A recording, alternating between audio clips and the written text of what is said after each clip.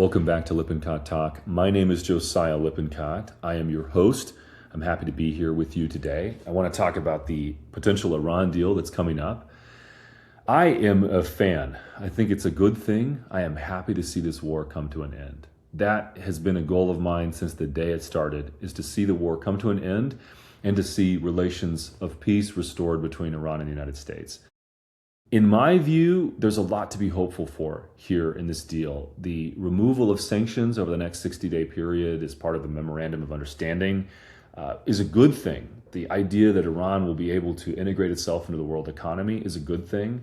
I think ultimately restoring, one of the points I saw in one potential draft of the memorandum, this is hard to say what's actually real and what's not, but one of the elements there was that the United States and Iran would respect each other's sovereignty. I think that's a good thing. And the restoration of normalization between our two countries would be a good thing. I am a defender of diplomacy. I think the United States being able to have a functional, healthy relationship with the Middle East means neutrality. It means not being politically entangled with these powers. I don't think there's any meaningful geostrategic interest that the United States needs to defend militarily in the Middle East. I understand I am really outside the mainstream by saying that, but this just reflects, I think, the truth about the modern economy and looking at the Strait of Hormuz crisis and how much it really wasn't one has again affirmed for me how unimportant the Middle East is to global economic growth. It's not that there's nothing that matters there, it just doesn't matter that much. And it certainly doesn't matter to the point that the United States should commit military resources to that region. From my perspective, removing our bases there, normalizing relations with Iran, those are good things that will result in peace and prosperity for the American people. I really don't care about Israel's fundamental interests, and I don't care about the Gulf states all that much. I just don't view foreign policy in those terms. For me, the purpose of government is the defense of person and property. Okay, Iran is not about to land combat troops in the coast of California or to sail up the Potomac and sack Washington, D.C. That's not a possibility. The biggest terrorism threat that we've faced is not from Shia Persian Muslims, but rather from Sunni Arab Muslims, from the countries which we call our allies in the region. Pakistan, which is an American ally and is helping to negotiate this deal, their government almost certainly knew that Osama bin Laden was living in their country, and they protected him for about 10 years. In my view, that shows our allies in the region aren't trustworthy, and I certainly don't buy into the sort of lurid, fantastical accounts of, Islamo-fascism or whatever else and, taking over the world. I don't think that's possible. And, I think the best relationship to that region is one of peace and trade and immigration restriction. I really don't think it's a good thing for large numbers of, Middle Easterners to come live in the United States. This has proven to be politically toxic in a lot of different ways. But none of that view doesn't preclude having peace with these places. It means we shouldn't make lots of Middle Easterners citizens. Very few, if any, that should be allowed to come and partake of American citizenship. In my mind, these are two very different things. And in fact, I think less intervention in the Middle East will lower overall immigration, and that's a good thing, right? I am a fan of peace. I am a moderate centrist, as always. And again, one of the points that I've hammered home, and Trump was saying it this week, that the Iranian regime is rational and he can deal with them. I think it's entirely true. That accords with everything that I've read about their regime and what I know about how they operate. The first thing I did once this war kicked off was to go read a bunch of primary sources. And I'll repeat myself here from what I've said before, but, I'm always surprised by how not radical their public statements are. It's true, Iranian leaders have always had tension with Israel, and they say, mean things about the United States. But they also, I think, clearly are open to normalization with the world. For instance, after 9/11, the president of Iran at the time, Mohammad Khatami, condemned the attack. It's like, well, that's an interesting thing, right? He's condemning terrorism. He's condemning the killing of civilians. And of course, he's linking, in that speech, he links 9/11 to the plight of the Palestinian people. So, he's got a political motivation here. But again, you know, if Iran were committed to destroying the United States, then they would praise things like the 9/11 attacks. You wouldn't see the kind of back channel negotiations that are taking place between Iran and the United States and have been for a long time. This is all complicated and we don't have the full story, but it seems pretty clear to me from what I've read in the internal cables that have been released and that I've seen that the Iranian government was interested in providing meaningful support to the United States in our war against the Taliban. And the reasons for that were self-serving in many ways. The Iranian regime didn't get along with the Taliban. They'd had problems in the late 90s, and Iranian diplomats had been taken hostage by Taliban fighters. So that's a real problem for them. But the truth is, these events show the complexity of that region's politics and also shows why getting out would be good for us. It's like they're not really a threat. I think nuclear weapons, especially, constantly overrated. And honestly, I've never cared about Iran's nuclear program. It just doesn't matter. Pakistan has nukes. Who cares? The Soviet Union had a bunch of nukes. Didn't help them, right? So the core point is always, look, there's no need to lose our minds about that region. And people who are saying we've been defeated by Iran, that's why Trump is making this deal, that's ridiculous. And by the same token, those who claim we've won total victory are also mistaken. We don't really have the power to, transform the Iranian regime, at least not without inducing civil war and a humanitarian catastrophe, which in no way serves our interests. By the same token, Iran's ability to reach out and hit American bases with the occasional ballistic missile or drone is not an existential threat to our regime. It just isn't. And I think the main lesson I'm taking away from this war is just how much hasn't changed. It's like what has been proven here? What is the real effect of what's going on? What politically has been transformed? Thank God, Americans were not killed in greater numbers. That's a good thing, but part of the reason for that is we do have the ability to project power and do damage to opposing regimes, but there's limitations politically by the fact that Americans aren't really interested in taking heavy casualties. And that hasn't changed. That never changed.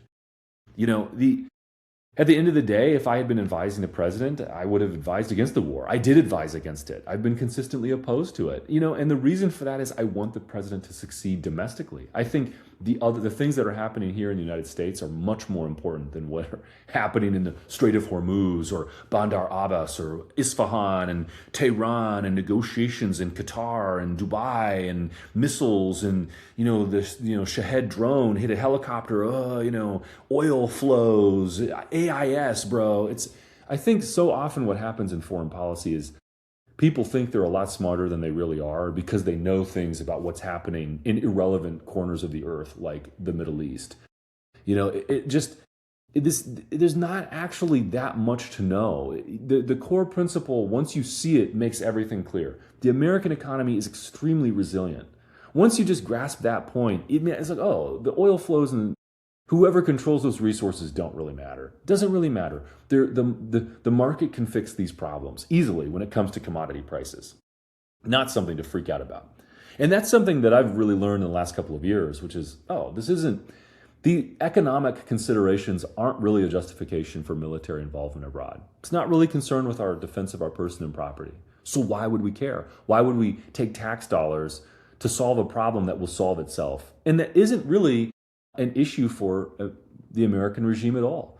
If American investors lose money abroad, that's not really a problem. Temporarily high prices because of disruption abroad, not a crisis. Not a crisis. The market can fix that.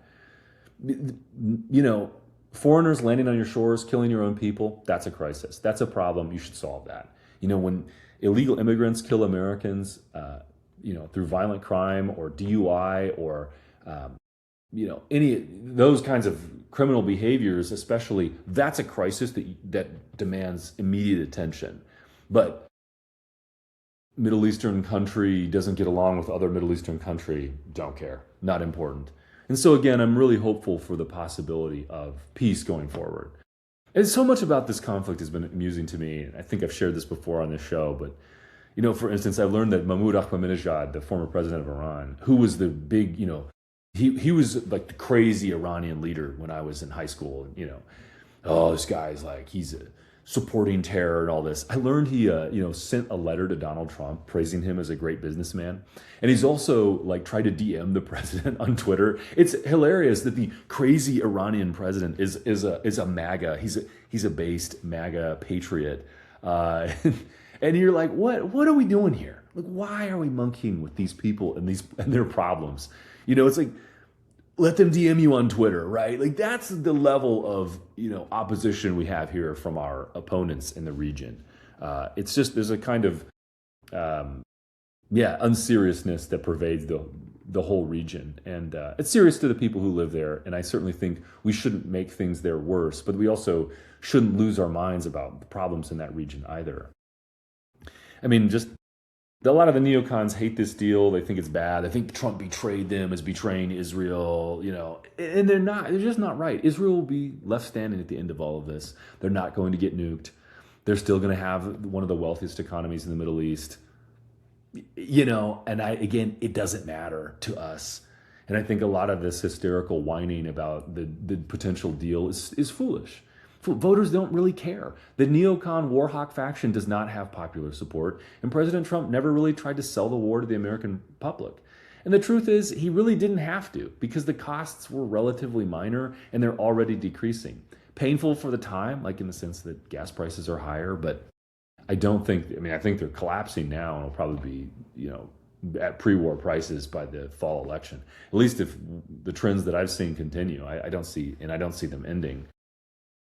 So,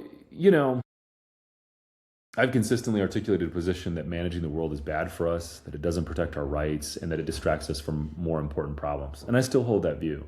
And that's the same advice point I would say from the beginning. And, if Trump admin people listen, I think that's a good thing. If they don't, well, I'm not about to abandon the coalition simply because I didn't get my way on one issue. There's a lot more important things happening. I think the reason foreign policy matters is, war kills people. And I am concerned with what the government does in my name. I don't like seeing civilian deaths. I don't like that we're, essentially putting a starvation blockade in effect against 93 million people, many of whom have no animosity towards me and don't really have the capacity to harm me, even if they did. I think that's a bad thing, and it's bad for us to engage in these kinds of policies for all kinds of reasons. But the real reason is it doesn't support our interests. This doesn't help us accomplish the things that are the real challenges we face. And, again, it's worth reiterating what those real challenges are. We still have real problems with immigration in this country. Trump has done a lot of good on this front, but, we need to reform our legal immigration process. We need substantially fewer people being naturalized, especially from the third world. This is a source of votes for the Democratic Party, to an even greater extent than illegal immigrants or, H-1B or temporary or even permanent guest workers that come to the United States. And that's a real problem that's going to take a lot of time and energy to fix. And every moment that we spend talking about Iran and the Strait of Hormuz and Israel is a moment that we didn't spend focusing on reforming our legal immigration system. The SAVE Act is a much more easy to accomplish goal, and it hasn't been done yet. And I think in large part because there's just distraction about foreign affairs. It's unfortunate that we've seen so much division in the base over the war. It's understandable too, because war is controversial, and it doesn't, in politics, moralizing about how people should or should not act isn't as important as analyzing why they do what they're doing. And I will say this: had there been no Iran war, things would be much smoother sailing for the administration, right? And you can argue about whether or not the war was right, but I don't think it's arguable that the war has been a negative for Trump in the terms of trying to keep the coalition together. I think from the sheer point of accomplishing your aims, this has come at a price, and not one that I think the president should have paid or should have been interested in paying. And again, what he chose to do is a separate question, but I want to highlight the real benefits that are available or could be available by focusing on the core issues. Immigration really matters. Law and order really matters. And Trump has won real victories there. He could win more, certainly. This is just the the essence of politics is figuring out how to accomplish your ends and succeeding, and managing your limited political capital and resources as best as possible. Just from that perspective, I think these foreign wars are distracting. It's one of the real issues that's been raised by the war, especially, is the idea of what loyalty to Trump and loyalty to MAGA means. And I've certainly been criticized for not supporting the war. You've betrayed Trump is the kind of quick formulation for the response to my own views. And I don't think that's true. I think I continue to support the president's good. I want him to succeed, right? I support the core part of his agenda, which is immigration. And I'm not about to vote for Democrats. I'm not going to encourage anyone to vote for Democrats. I'm not going to attack Trump. None of those things get me what I want, and none of those things would be justified right now. As much as I may dislike the war, as much as I may want to see it over,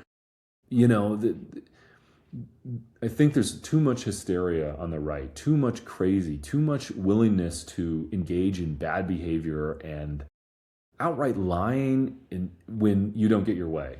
And you see this among, some on the non-interventionist side, and you definitely see it among the neocons as well. And it's not fair and it's not right. You have to take things as they come, and you have to make arguments as best you can. And the reason this question of loyalty is so important is right now, when the Democrats were the main enemy, when the left was ascendant, rigid support for Trump was crucial because your enemies really hated you and wanted you gone. But there's a moment that's emerged here where Republicans really are in charge, and the right is ascendant culturally. Left they're lashing out. They're certainly a threat that's looming in the background if things go sideways, but they're not culturally as important as they were. Wokeness has taken a serious blow, and the American people really, I don't think, have an appetite for anything the Democratic Party is selling. I think at this point, Republicans will do well in the fall. I really don't think there will be some cataclysmic wave of leftist success. I just don't see that from the numbers, and I don't see that among the American people more broadly. It's true there's frustration over the economy, but there's a lot of good things too, and I think Americans know that.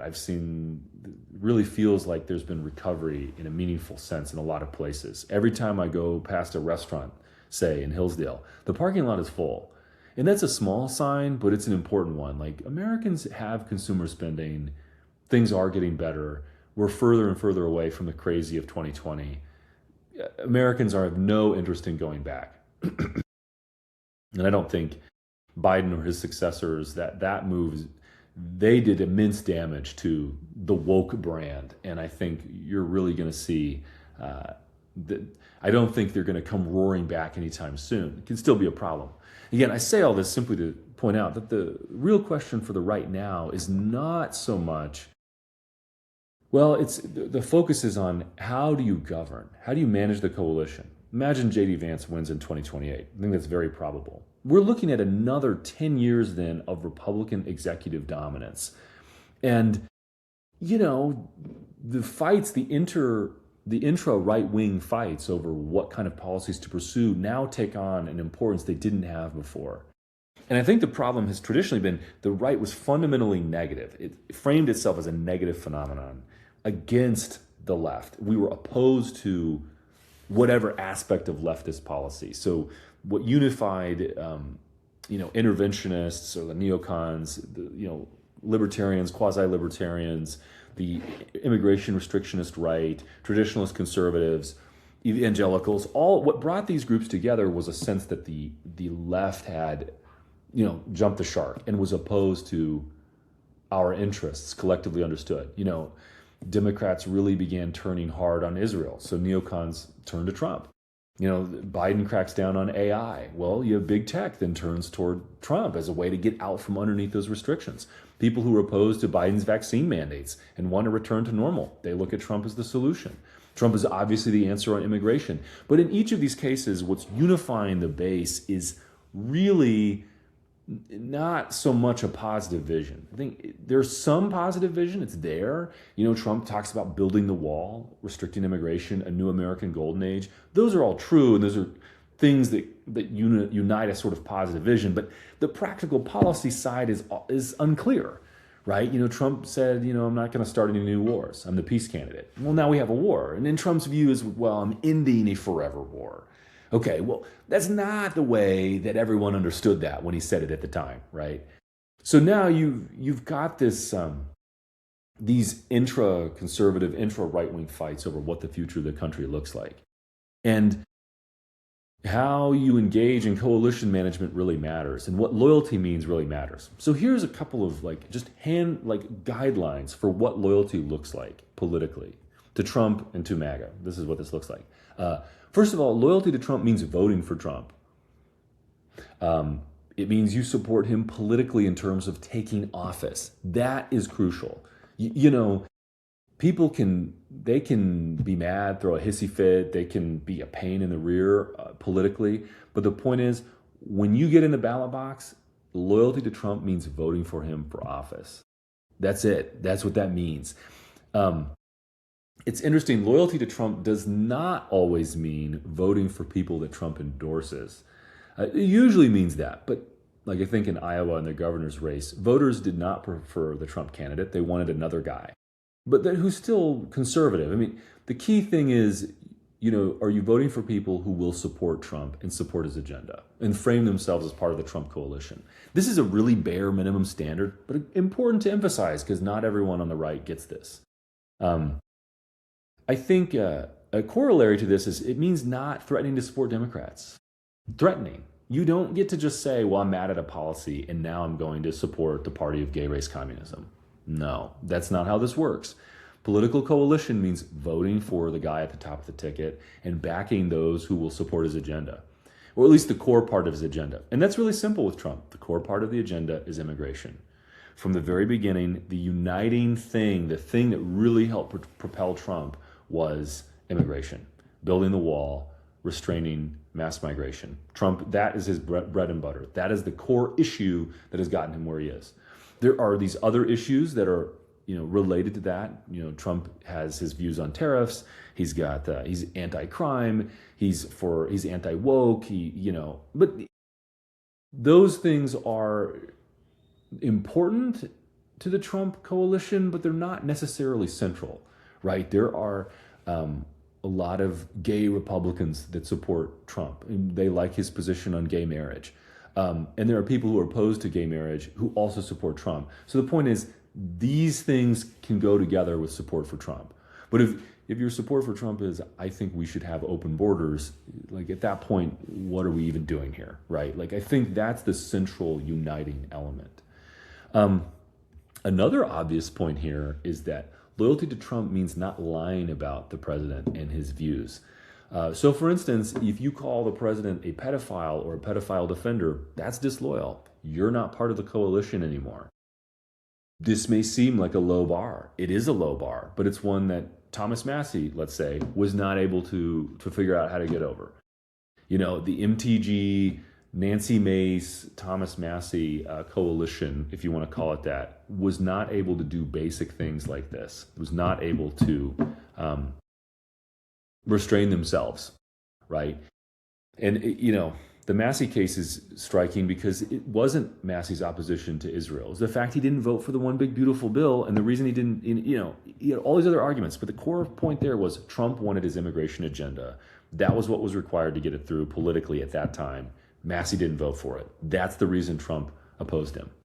It's that simple. You have to go along with the core part of the platform.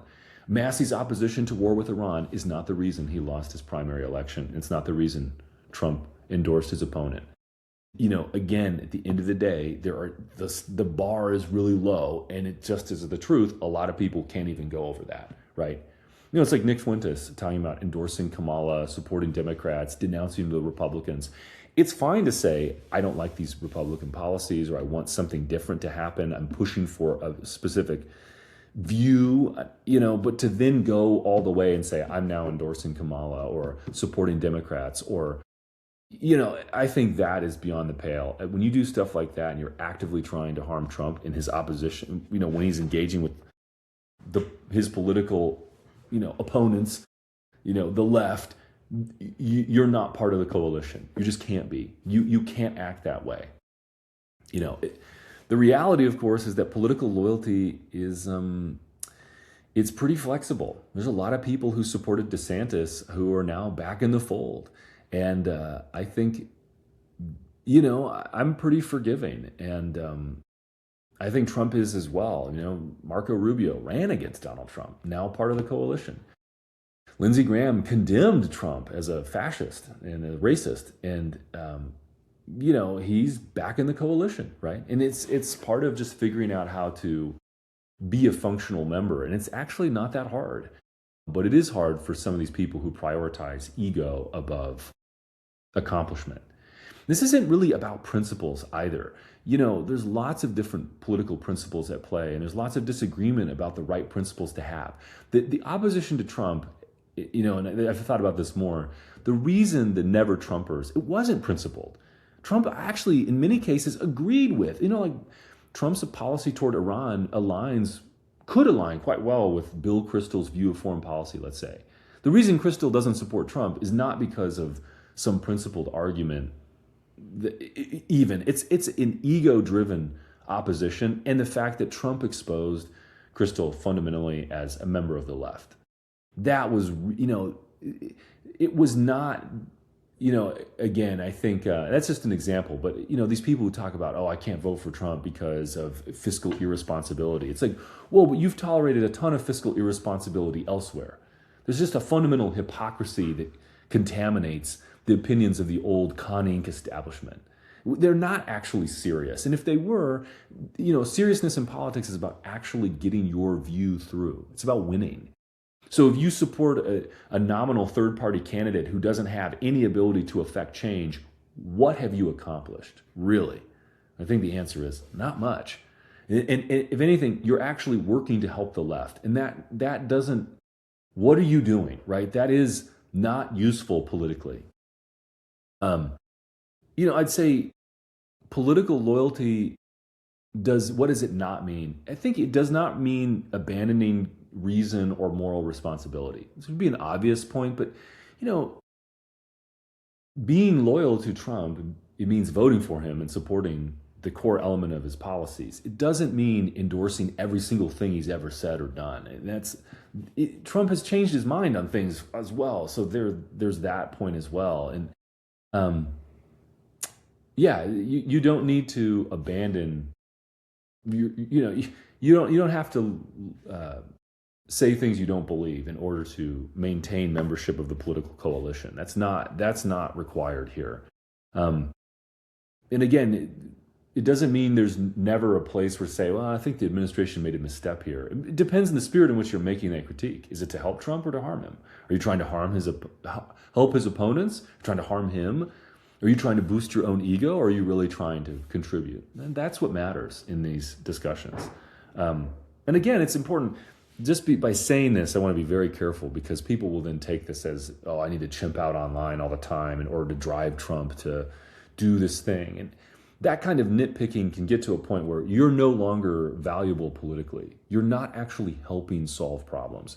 You're boosting your own ego. And the result is you're now a hindrance to accomplishing real aims, real successes. So in a way, when I talk about this kind of stuff, it often feels like I'm hedging in some way. And I don't think that's the right way to view what I'm saying here. It's not rah-rah, boosterism, and there's nothing wrong with that, but it's an attempt to think seriously and critically about where we are right now and what it means to have a political coalition. I think the most important thing is staying focused on the real ends and the real opponents. Can't get caught up in the 24-hour news cycle. You can't get caught up in a singular issue. And by the way, some of these things are very important to me. I really want us to have a more restrained foreign policy. I think it'd be better for us as a nation. But I'm also not the one in charge. I'm working from a position outside of power to make arguments that people can hear and agree with. And that takes time, and I may not be successful. That's all right. The point is, I want to show what political loyalty can look like while advancing an agenda or clear set of principles or policies. And there's a time and place for everything. I think as we get closer to the election, and certainly as we get closer to 2028, there'll be a lot more need for memeing, trolling leftists, making fun of our opponents, etc. But when you're in a moment like now, when you're governing and trying to figure out things within your coalition, it's much more serious and hard-headed. And I think there needs to be a sense of moderation there in the terms of figuring out what needs to be done.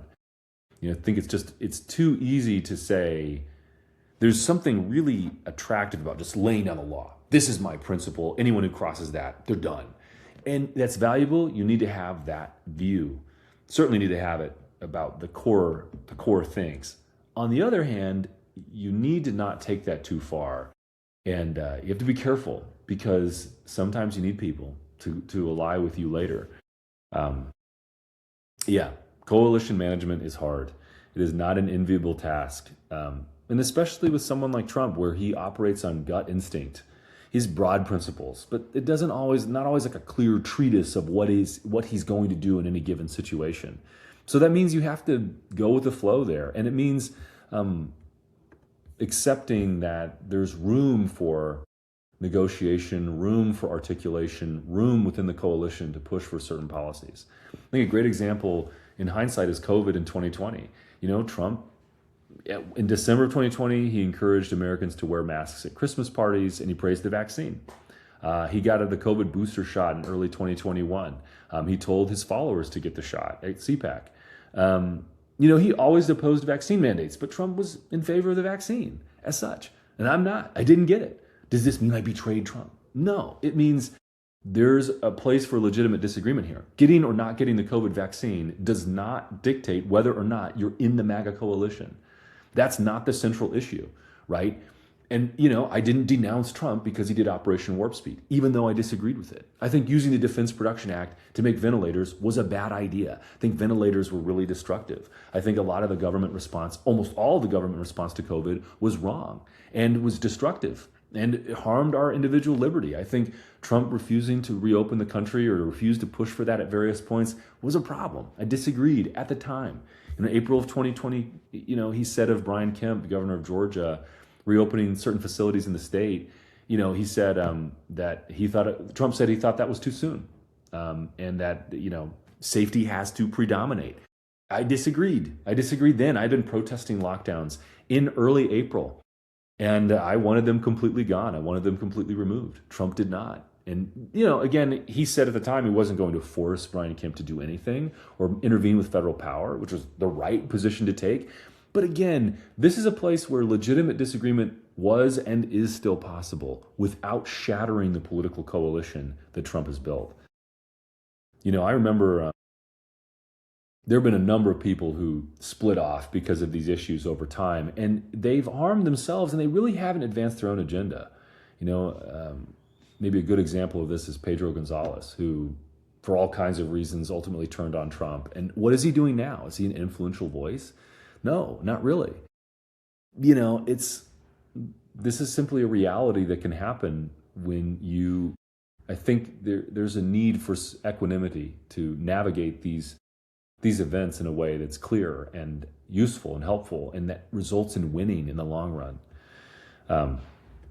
And I think people make too much of being betrayed by Trump. So you can just lose your mind on this kind of stuff. Trump himself, in 2015, I was rereading the speech. It was 11 years ago this week. And I reread Trump's speech announcing his candidacy. And he talked about how the national debt at 18 trillion was too large and that we would fall off a cliff at 24 trillion.